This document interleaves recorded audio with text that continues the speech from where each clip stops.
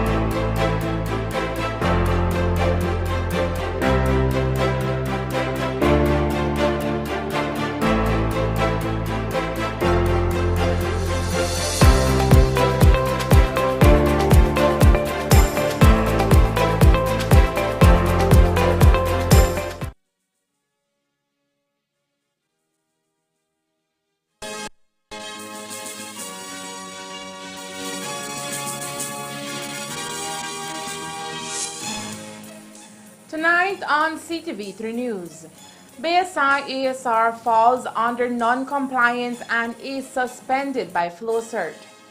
Does the suspension have to do with an allegation made by the BSCFA against the milling company? Commissioner of Police Chester Williams meets with residents of Trout Farm. And BSI-ASR improves its milling rate. The problem now is that there is a shortage of cane at the factory. These are some of the stories we have for you tonight in our newscast for Tuesday, March 21st, 2023.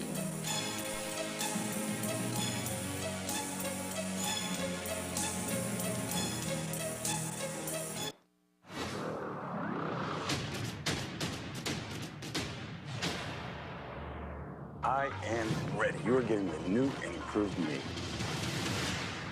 This is nice.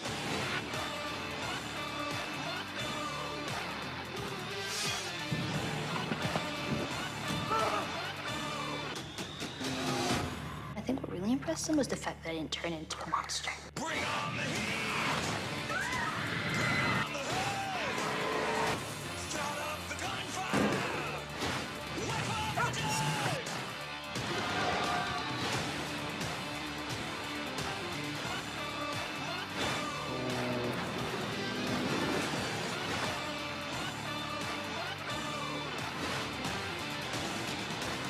It's about a relationship that hopefully many people can relate to.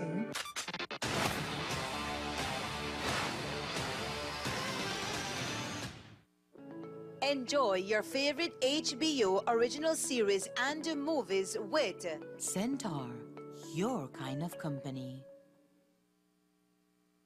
This is our best chance to find a habitable planet. You're shooting the bullet. You're catching it. Arrakis is a death trap. Enjoy your favorite HBO original series and movies with Centaur, your kind of company. And now, the hottest match of the evening. Get ready for action! Here they come. Amazing! They're unstoppable, unbeatable. They have them on the ropes. The heat rises to the top. 1, 2, and 3. They're on fire! Chiladas. Fire up the taste of Belize with the new Chiladas crunchy tortilla taco chips in its hot chili flavor. Fiery habanero brings the heat. They're on fire! Chiladas. From Snackers, done right, done here.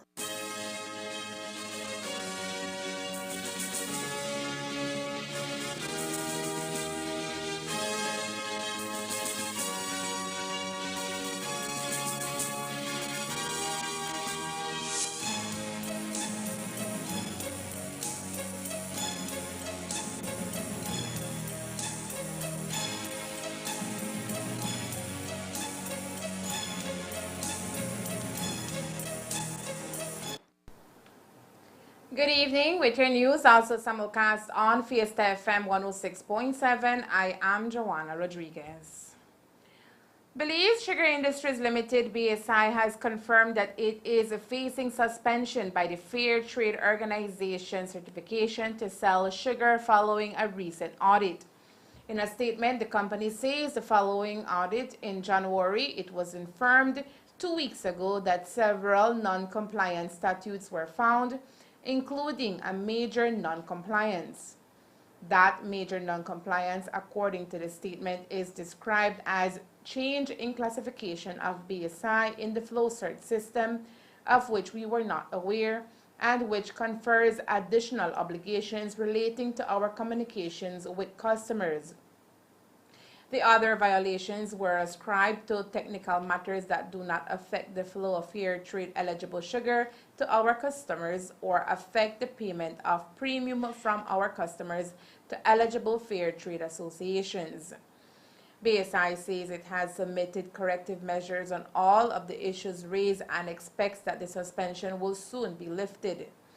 Both BSI and the Belize Sugarcane Farmers Association, BSCFA, and the Progressive Sugarcane Farmers Association Corozal Sugarcane Producers Association and Northern Sugarcane Producers Association are certified by Fair Trade to produce and sell sugar under certain conditions and are regularly audited to ensure those conditions are being met.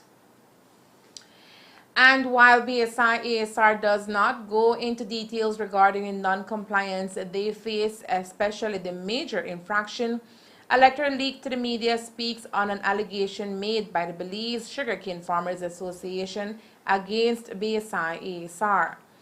In the letter dated March 16, 2023, FlowCert advises the CEO of the association, Oscar Alonso, that the allegation made against BSI-ASR and accepted on October 24, 2022 was investigated.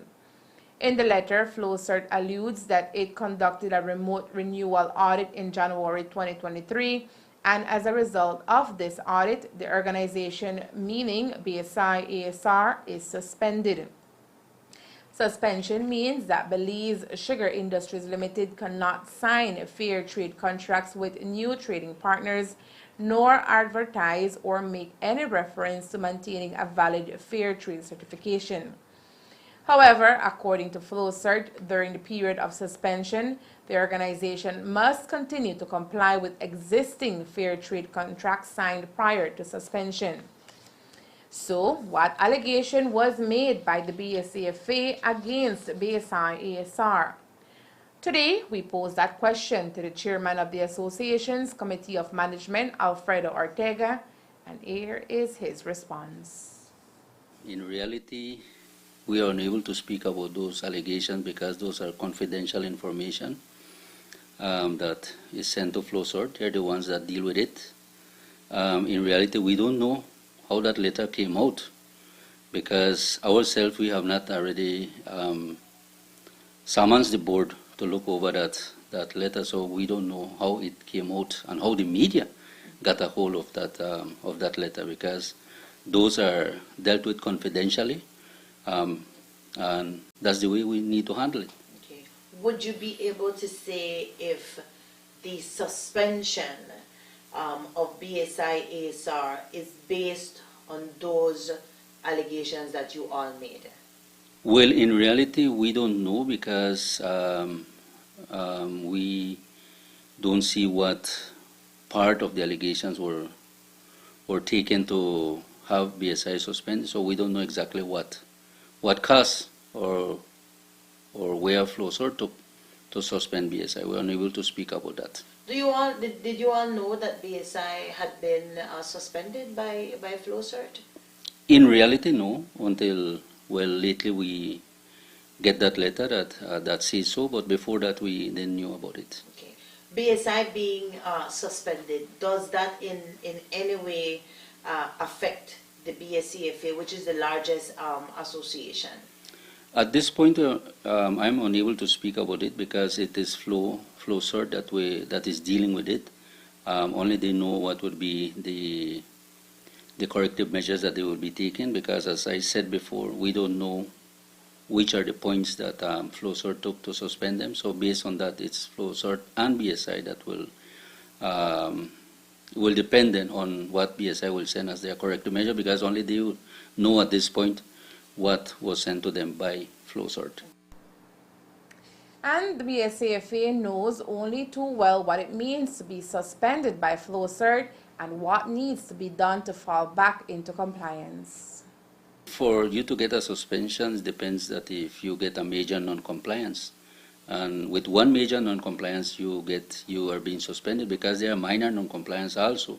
But if you go through maybe 2-3 times having the same non-compliance, even though they are minor, then that becomes a major, and that takes you to a suspension. And as a group, like in our case, the association, whenever we get suspended, we have to work, we have to send to FlowCert our corrective measures that we'll be taking. And as you know, it's not only the board, but it is also the membership that has to approve whatsoever corrective measures we have to do.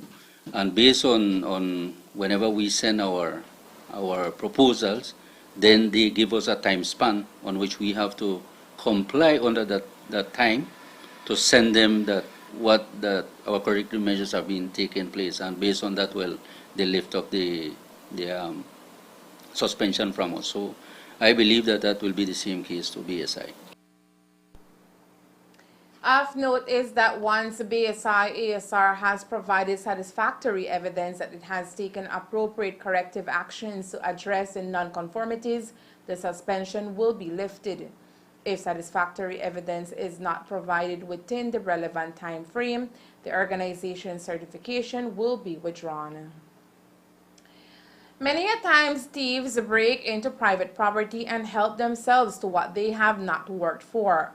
This is the case that Albertico Gongora had to deal with after one man stole his orange chainsaw and a red gas container. Little did the thief know that he had been captured on surveillance cameras that the property owner had installed. The situation was quickly taken to Facebook, and hours later the culprit was detained by Corozal police. The sad part of the story is that the items were not recovered. It appears that the man seen on the camera entered the zinc fence yard and made his way to the garage to help himself with the items. If someone reaches out to you trying to sell the chainsaw or the gas container, or if you know who purchased the stolen items, you are asked to call your nearest police station or 630-6413. The Belize Sugarcane Farmers Association, BSCFA, is still unable to receive their fair trade payment for the delivery of their cane to the factory. Currently, the premiums are being withheld by Tate and Lyle since the association has not been able to establish a new commercial agreement with BSI ASR. Today, the chairman of the association's Committee of Management, Fred Ortega, told us they are still in dialogue with Tate and Lyle to obtain the outstanding premium payments. We have not received any direct solution that we can demonstrate, okay, well, this have been cleared off. At this point, we have not received anything like that, but we continue our dialogue because as in every time we have come and have done our appearance, we have always been in compliance with fair trade. We have our certification. We have grown our material with complying with fair trade standards. So we comply. There are two things that we need to have under the compliance of fair trade that we are eligible, on which is an agreement being signed, and we have an agreement with BSI, and we are certified. So both things we comply with. So we believe, and it is our strong belief, that BSCFA should get, the members of BSCFA should get their premium. Tate and Lyle to obtain currently the membership of the association is delivering cane under an interim agreement. Residents of Trial Farm in Orange Walk will soon see more police presence across the community. Today, after a meeting held with members of the community where crime was the main topic of discussion, Commissioner of Police Chester Williams established that more officers will patrol the hot spots within the village. The reason why we came is because over the past few months we're seeing a trend where the incidents of violence within the Trial Farm area have increased, and we want to see what can be done to be able to mitigate that from continuing. The people of Trial Farm do deserve to live in a safe environment, and from the police standpoint, we want to do our part to make sure we make them as safe as possible. Certainly, I had a meeting with the Najan Regional Commander and the OC Orange Walk and the management team before coming out here, and one of the things I discussed with them was to ensure that we have adequate police presence on the grounds. And if you notice, I brought with me Commander Operations, Mr. Greenwich. And Mr. Greenwich has also been tasked to make sure that we do have constant operations using personnel from Belmopan, the SPU and the MIT and the GI3 coming into the Orange Walk town, and particularly affected areas, to do constant raids. We know who these people are who are behind these shootings, and we know where they live. And like one of the persons in the meeting said, that we need to ensure we put pressure on them, and that is what I want to see happen in the immediate. The visit of the Compole comes at the heels of a shooting that took place last week Wednesday, where 37-year-old Bart Allen, a resident of Trawl Farm, was shot 3 times. Allen was fixing a tire on his vehicle, which was parked on Nightingale Street around 8:15 p.m. when 2 men dressed in full black traveling on a scooter rode up to him and fired several shots at his direction before making good their escape. So, in order for police to respond in a more timely manner to reports, the aim is to have a substation in the village. What I think we discussed basically was to see what we can do to enhance the police presence in Trail Farm. The Orange Walk Tongue and Trail Farm have expanded tremendously, and we believe that the one central police station here in Orange Walk Tongue has become inadequate to effectively police Orange Walk Tongue, and if a matter of fact, the police the whole district. So we're looking at whether or not we can build a substation in Trail Farm area. As I said to the community members, we could start at a Mennonite house, and if we get the Mennonite house going by the end of June this year, then we can look at staffing that police station, whereby Trail Farm will have its own complement of police to be able to respond to the needs of the people. Honorable Cervantes embraced the idea and is already looking for a land where we can put this police station. And then we want to look at a vehicle likewise. Again, Orange Walk formation only have 2 vehicles, or 1.5 vehicles if I may say. And again, that have to some extent content to cripple the police ability to respond in a timely manner to the needs of the people. And so what we'll be doing through the Citizen Advisory Committee, we'll see if they can lobby the business community to donate a vehicle. I think that with all the businesses in Orange Walk Town, if each business gives $200 or $300, they can buy a brand new vehicle. And I want them to look at it as not giving the police a vehicle, but rather providing a vehicle for their own security, because you want that as a business person, when you call the police, they can respond. And that is what we want them to see it as, and would be more than willing to contribute towards the purchase of that vehicle. I think it's something that we can do, and I'm looking forward to it. Coming up next, Belizeans celebrate World Down Syndrome Day. Stay tuned. Come on!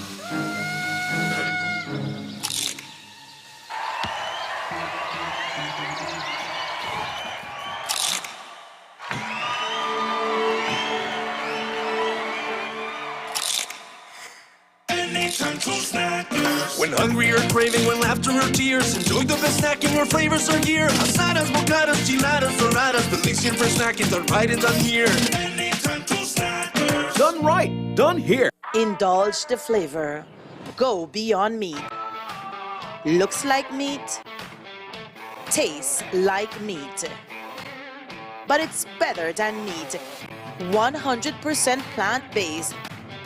Rich in protein, 50% less saturated fat, no GMOs, no added soy, packed with benefits and sustainable.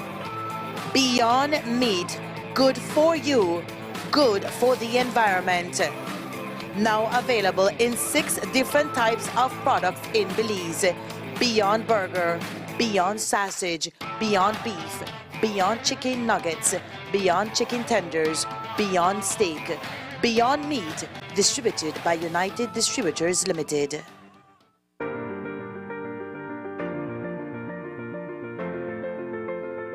LG dual inverter compressor cools air faster by operating at speeds as high as 120 Hz with more stability compared to conventional models.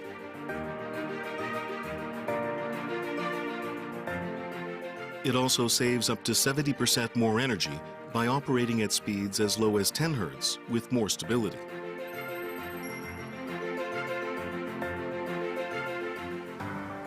It reduces torque vibration down to 40% for quiet outdoor unit operation. Stable operation with low vibrations also results in increased durability.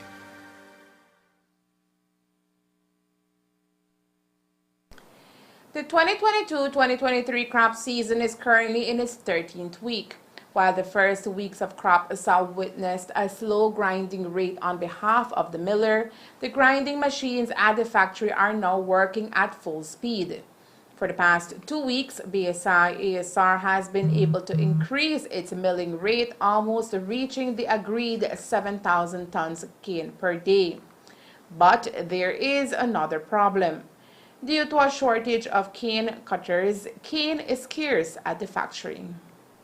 For the past 2 weeks, BSI have really been showing a good milling rate of 300, an average 300 per hour.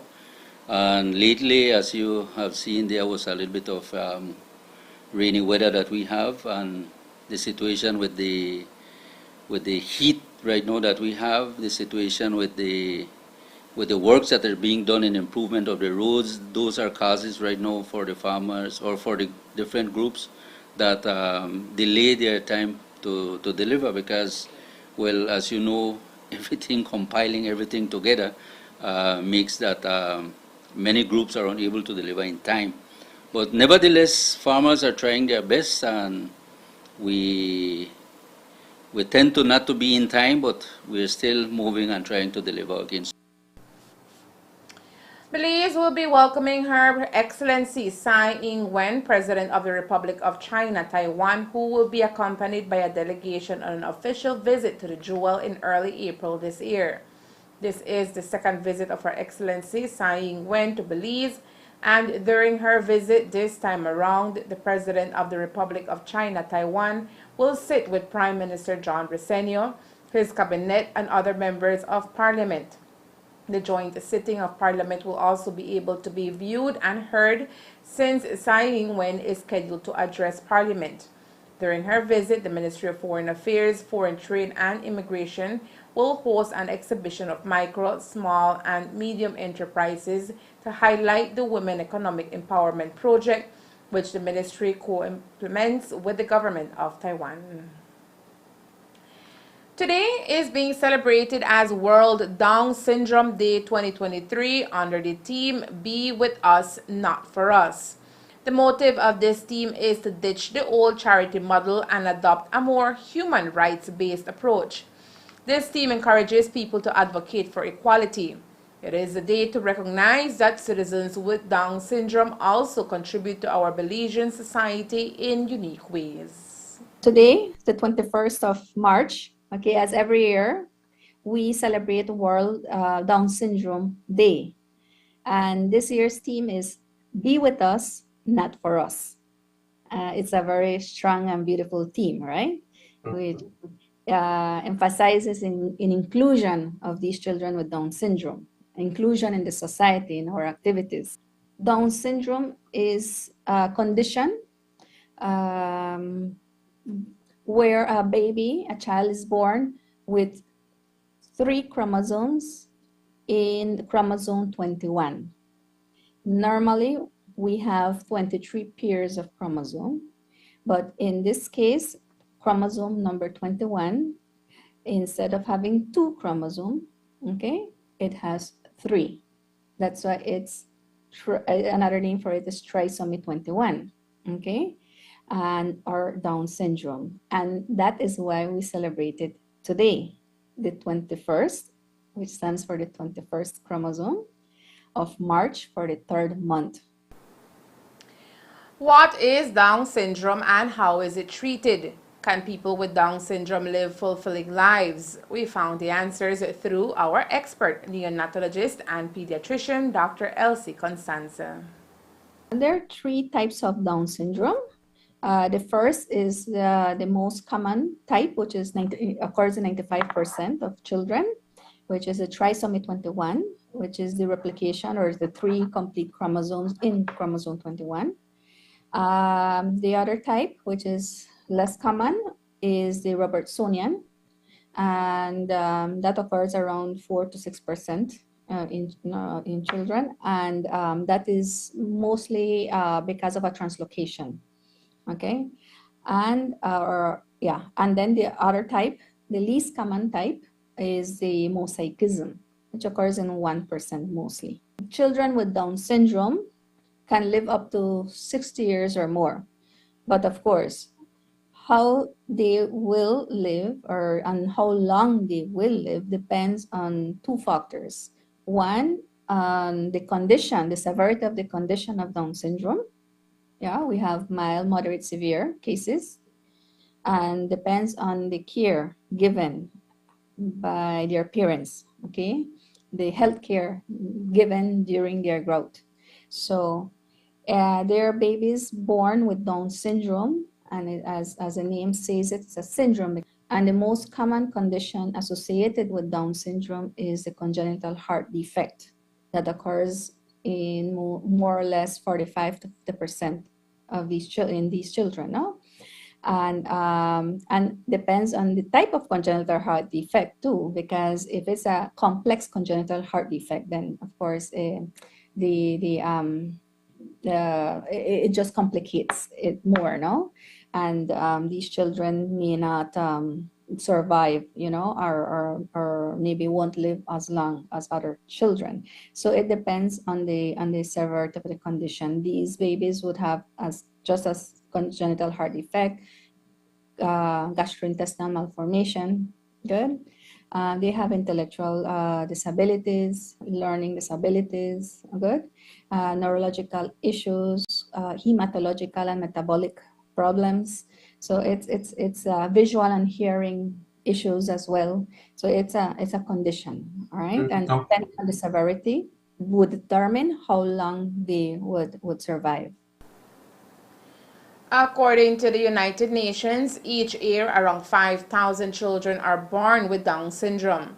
On this day, the international agency invites all its member states as well as relevant international organizations to have an in-depth and fruitful conversation for building a better life for those with Down syndrome. My message to everyone, especially to parents of children with Down syndrome, is to take care of them, to love them. When I mean take care of them, it also includes, of course, the health care, because that is very important. Educate them, include them in the activities, teach them many things, teach them chores, how to do chores at home, how to communicate with others, okay? They can be helpful, okay, in the society. They can help us around doing stuff, okay? And we need to stray away from that mentality that children with Down syndrome are not useful in our society. No, we need to include them. They are useful. They understand, they learn, okay? But we need to teach them. We need to take care of their health, especially. We need to show them love. These are very, very loving children.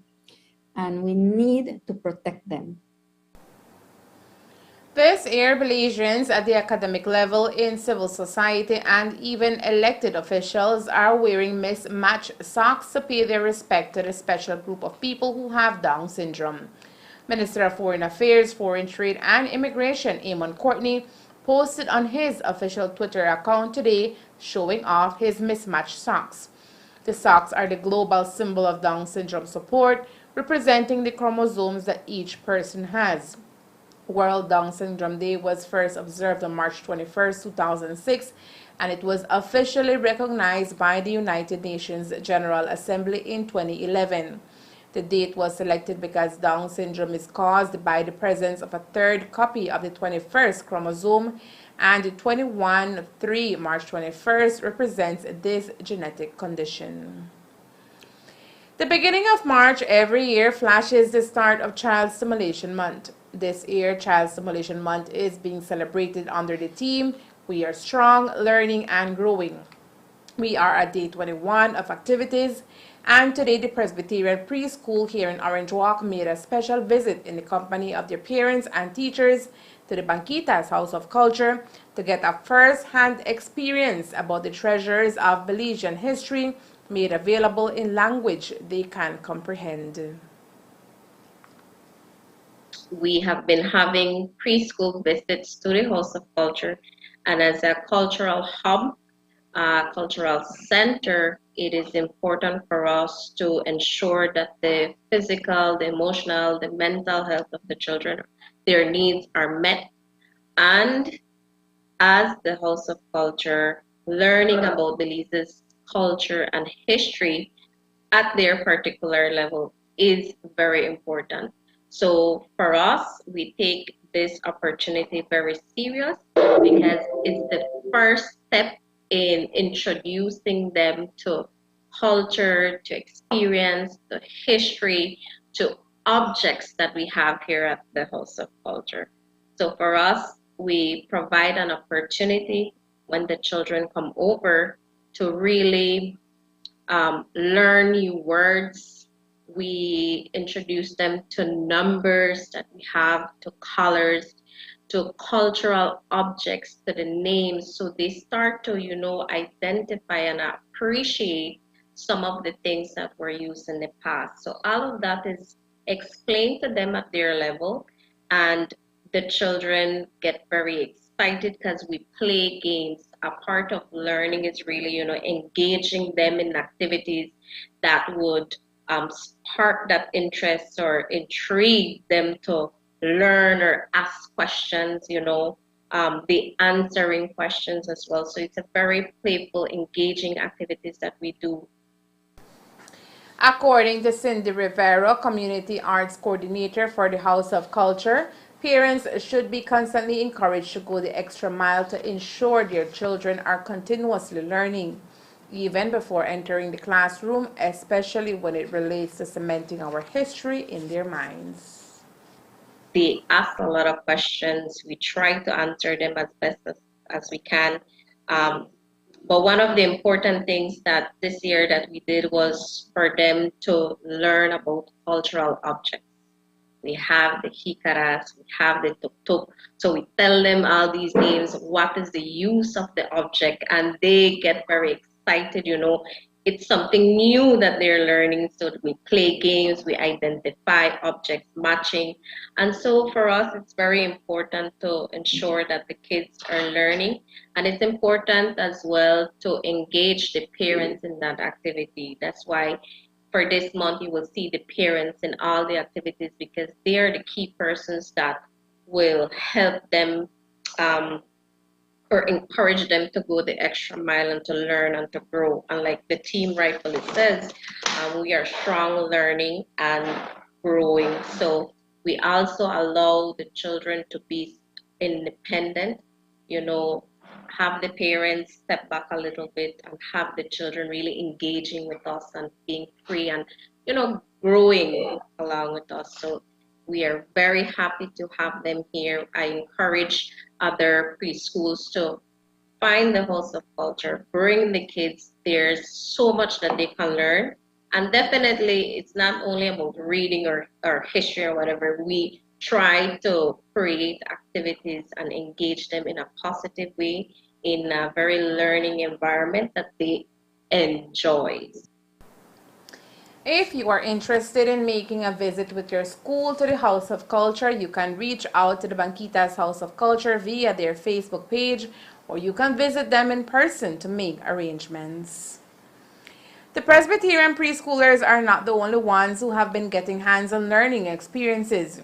Students of the University of Belize were also in Orange Walk on a 2-day, 2-night trip that was geared at intriguing and creating a space of learning in the natural world away from the regular class setting. We spoke to the senior field technician, Lorenzo Maldonado, who explains what the trip was about and how it fosters education growth for his students to be ready for the real world. The students participating are from the Natural Resources Management course. It was a field trip planned for the entire weekend. So basically, this is under the Natural Resources Management program, which is one of the most active and charismatic programs within the university. And the students are on their last semester, which means that they are taking 4 modular courses, which means that is the most intensive courses. So the methodology that they use for the under this sustainable logging, what they do is that they set permanent plots whereby it's 1 kilometer by 1 kilometer, and they have to use all this equipment that you mentioned. So it's called the meter. It's called a DBH tip, which means a diameter breast height, that takes all the circumference and centimeters of the trees, and they can do the survey and they can identify the different species of trees within that 1 by 1 kilometer. So that's basically a little bit about that methodology. And the students get to use their compass, they use their GPS, and as well as they have to go within the forest and start to, chopping and making their way so that they can go within that straight line using their GPSs and their compasses. Maldonado says having students in nature is relevant to securing their experience is applaudable when employed in their future jobs. Okay, so one of the more important things I can say is that they do what they're loving. So the university prepares, like I said, prepares the real scientists for the real world. So they do. So once they're doing what they love, it all comes into, it's easy. So they're very enthusiastic and charismatic. So in the morning, we went at 6 o'clock, we went birding on a birding activity. After that, we went right into the forest, and we were exposed to all types of insects, and as well as parasitic insects such as ticks. And the students were very, they were very excited and taking out the ticks, and and as well, I can tell you that once they're there, they can also disconnect from the world and connect to nature. And that's the news. We invite you to join us for another newscast on Wednesday, March 22nd here on CTV3 and Fiesta FM 106.7. Remember that to read a text version of the news, you can visit our website at CTV3BelizeNews.com. You can also log on to our Facebook page for current stories at Facebook.com/CTV3BelizeNews or our YouTube channel at CTV3 News VZ. Remember to wash your hands and remain safe. From all of us here at CTV3 News, thank you for watching and listening. Good night.